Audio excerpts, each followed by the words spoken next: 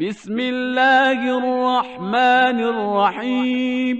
اعلموا انما الحياة الدنيا لعب ولهو وزينة وتفاخر بينكم وتكاثر في الأموال والأولاد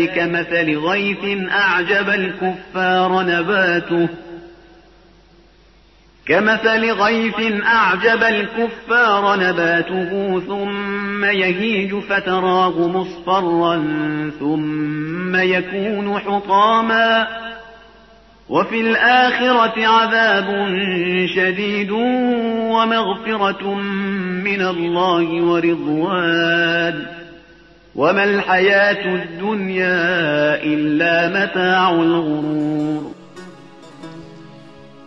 بدانید که زندگانی پست دنیا چیزی جز بازی و سرگرمی و زینت طلبی و فخر فروشی در میان خود و افزون طلبی بر همدیگر در اموال و فرزندان نیست.